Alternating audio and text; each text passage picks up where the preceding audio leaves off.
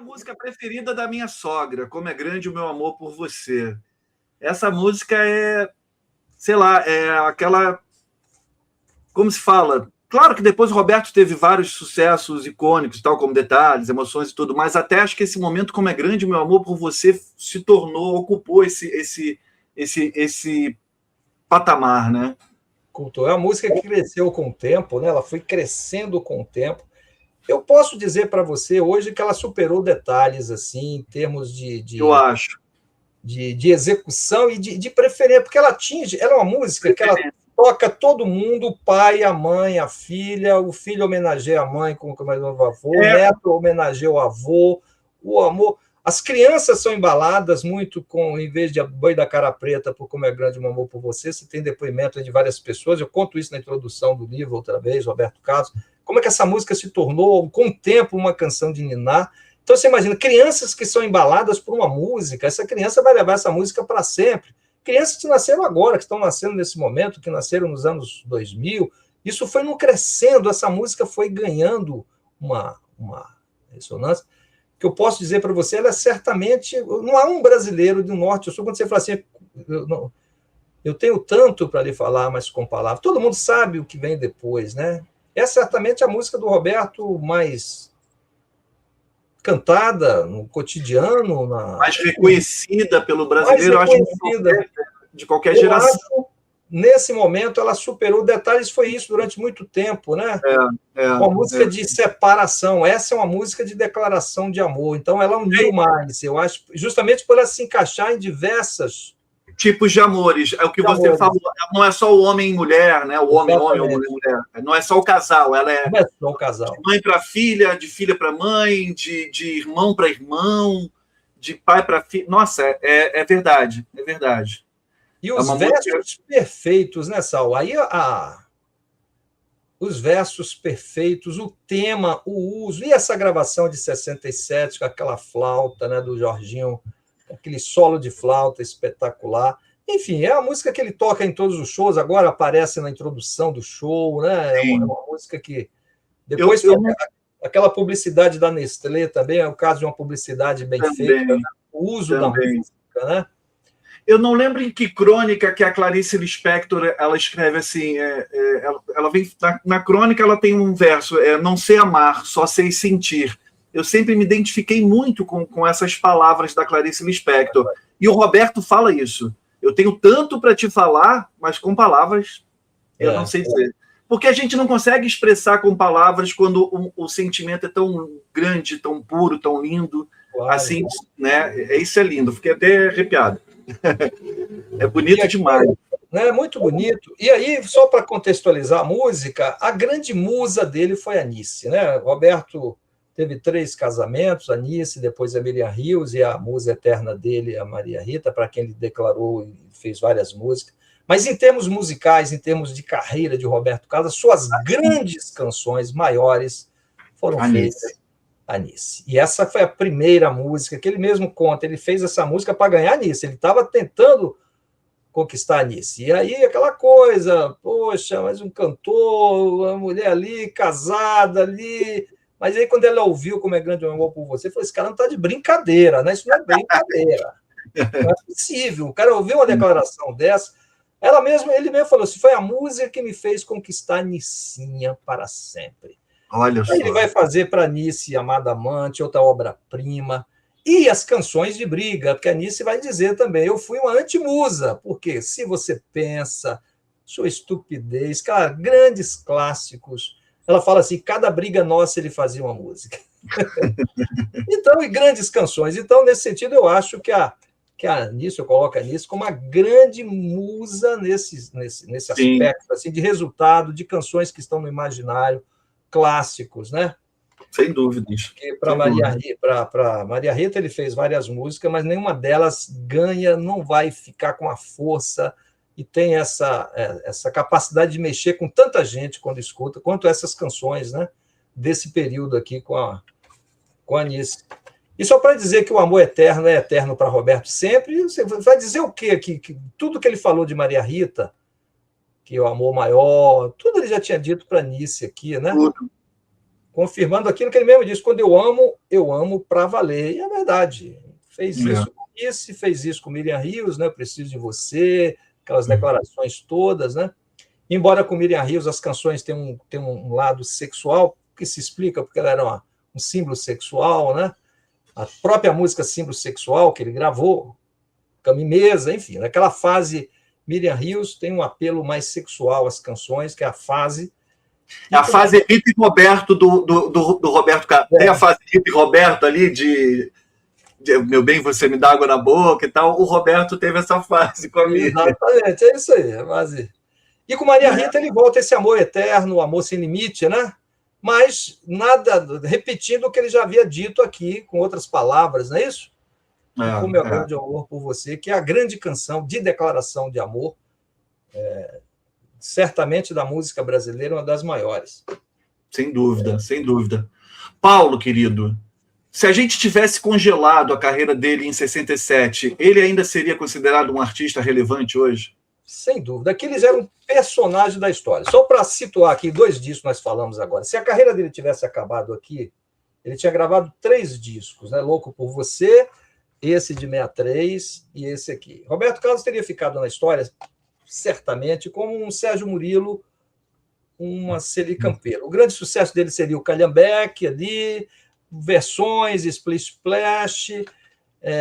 Enfim, ele seria uma referência, assim, como Sérgio Murilo como Celi Campelo, artista assim, de um período da música do rock brasileiro, né?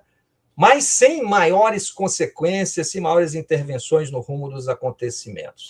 Agora, isso aqui já é o Roberto que muda o rumo do acontecimento. Se o Roberto não tivesse gravado mais nada depois, nós estaríamos falando dele aqui, porque tudo isso que nós falamos, a influência que ele vai ter para a Tropicália, para a influência que ele teve na obra de Djavan, os artistas que vão surgir depois influenciados por Roberto, isso tudo já estava colocado aqui. Isso já estava em movimento, já tinha uma transformação no interior da música, no país, em diversos lugares, jovens que estavam cantando, ele já tinha influenciado o Gal Costa na forma de cantar alta, de soltar aquela voz, ele já tinha influenciado compositores todos que iriam surgir. Você vê, o Paulo Sérgio vai surgir aqui nesse ano de 67, Rony Von, e todos os outros que surgiram depois, no estilo Roberto Carlos. Então, nós estaríamos aqui, eu acredito, falando do Roberto Carlos como um clássico da música brasileira, se ele não tivesse lançado os outros discos. É que ele vai amplificar isso. É importante dizer, a obra dele está começando aqui a grande fase, mas a intervenção dele foi tão forte desses discos 65, 66, 67, que ele já teria provocado esse rebuliço todo que ele provocou. O que ele vai fazer agora é amplificar isso, com uma qualidade ainda maior de canções, de composição. Quer dizer, ele vai deixar aqui um patrimônio, que eu digo, de repertório, de canções para a música brasileira, que é um patrimônio da cultura brasileira. Então, isso vai no crescendo, isso vai amplificar. Mas a história, ele já seria um personagem da história aqui. Com esse disco, ele completou isso, né? Ele definiu essa era da música brasileira. Quer dizer, quando esse disco é lançado, aqui, no final de 67, a Jovem Guarda já está acabando, é aquilo ali, né? O final, vai iniciar o ano de 68, esse disco está tocando, o programa está acabando ali no começo de 68, ele sai do programa logo depois, o programa vai até junho de 68, e o disco que está tocando é esse, que é lançado aqui em novembro de 67, né? Que a gente sempre pensa no final do ano, mas o disco é tocado ao longo do ano seguinte. Então, nós estamos aqui em 68, Roberto Carlos já é uma figura da história da música brasileira, com todas as intervenções e influências que ele provocou com esses discos aqui. Então, você vê a força desse artista. Nós podemos dizer que ele fez isso basicamente assim com 3 álbuns. Ó. Esse aqui e esse aqui. 3 discos. Perfeito. Define uma época, uma trajetória, um momento e um capítulo da história da música brasileira. O resto agora é consequência, sendo amplificado por mais músicas. Consequência do que foi construído nesses 3 discos. Eu concordo totalmente. 3 discos. Ele vai desdobrando isso. A sonoridade soul vai vir com mais força agora. Isso. Né? Outras grandes canções. Enfim, aí ele vai. Aí repertório de Jesus Cristo, a fase, aí você vai ter a fase religiosa e outras fases de motel, mas nesse sentido da intervenção na história, no comportamento, tudo já estava dado aqui, a sociedade já estava em mobilização, a juventude já estava soltando as amarras, já estava indo aí para superar essa sociedade que é conservadora, que ainda hoje, mas era muito mais, mas avançando em relação a essas questões todas. O ano de 68 é emblemático no mundo, né? Emblemático não só no Brasil, isso é um ano da contracultura, do movimento feminista, de todas as mudanças comportamentais no mundo. Isso tudo estava sendo sonorizado aqui no Brasil, com o Roberto Carlos sendo o grande tradutor disso. Aqui você vai ter, não por coincidência, a Tropicália surge no final de 67 para 68, aí já começa um outro capítulo, aí já avançando em relação a essa temática comportamental, os tropicalistas vão avançar, mas isso, como o próprio Caetano disse, eles não chegariam àquela concepção se não tivessem em casa esse exemplo, essa força, né, que provocou nele, que levou-os a... Aliás, eu quero dizer, foi esse disco aqui que Bethânia ouviu, foi aqui que Bethânia se rendeu. Até aqui não, até aqui não, ela está brigando. Tal. Aqui, quando ela ouviu esse disco, ela falou, peraí, Caetano, você já ouviu uma música chamada Quer Acabar Comigo? Ela cita essa música. Você já ouviu uma música Quer Acabar Comigo? Escuta, Roberto. Vai ver o programa Jovem Guarda. Enfim, aí tudo é consequência disso. Mas você vê a força disso aqui, que já estava no anterior e que é confirmado no disco seguinte. Então é muita coisa, né? Te respondendo de uma forma objetiva. Aí você pode discordar também. Falar, não, Paulo, não sei o quê, mas enfim. Concordo muito. De 63 a 67, que foi essa fase dos 6 discos que nós falamos, é nítido, assim, o Roberto saiu de cantor em formação para ídolo nacional, né? E isso não foi por acaso, como você deixou claro aqui para a galera que está acompanhando. Talento, mercado, timing, né? O tempo ali, histórico ali, de se conectar com as pessoas corretas, ou seja, é uma série de fatores que culminou nisso que você falou, que foi construído nesse período, principalmente nesses 3 discos que você falou, que são os 3 discos mais maduros desses 6 que nós falamos, e só amplifica.